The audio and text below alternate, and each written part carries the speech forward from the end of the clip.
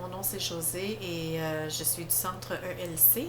Aujourd'hui, je vais vous montrer comment utiliser les Quick Parts dans Microsoft Outlook. Premièrement, qu'est-ce que c'est Quick Parts? Ben, Quick Parts, ça nous permet d'avoir un genre de template d'un courriel que nous utilisons assez souvent. Par exemple, vous envoyez toujours un même standard, les salutations ou quoi que ce soit. Bon, vous pouvez simplifier la tâche pour économiser du temps en faisant un Quick Parts. La première chose à s'assurer, c'est ceux à qui on veut l'envoyer. Vous pouvez toujours le mettre ici, l'objectif. Mais nous allons commencer à créer un genre de Quick Parts. Admettons que vous avez écrit un beau texte et que vous voulez faire une fin que vous utilisez standard. Par exemple, si vous avez des questions, veuillez communiquer avec nous au numéro de téléphone que vous mettez ici. Peu importe. Cordialement. Et ça, je vais le laisser vierge parce qu'on peut rajouter une signature que l'on peut voir ici. Mais pour l'instant, c'est juste pour vous montrer quelque chose. Alors, oui, c'est pas très long à écrire ceci, comme vous avez pu constater, mais admettons que vous faites ça 30 fois par jour. Mais c'est quand même du temps que vous pouvez toujours économiser.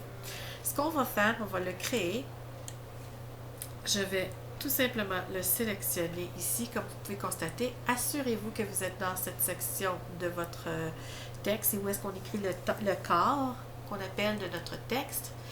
En haut, on a une section qui s'appelle Insertion. Je clique dessus.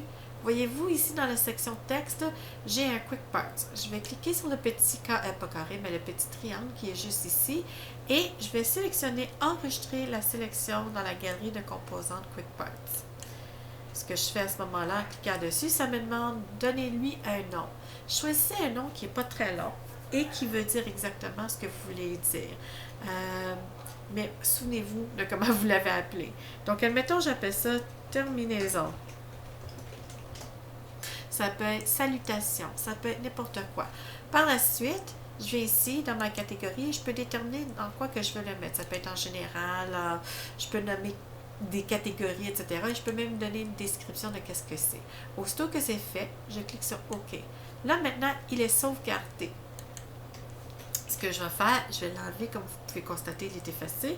En inscrivant le mot ici, début, je sais que je n'ai pas beaucoup de mots qui commencent avec terminaison dans mon Quick Parts. Alors, il est déjà sauvegardé. Après les 4 premières lettres, il a tendance à vouloir me donner effectivement mon Quick Parts. Tout ce que j'ai à faire, c'est écrire les 4 premières lettres et taper sur Entrée.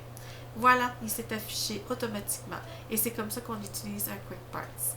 Merci de m'avoir écouté.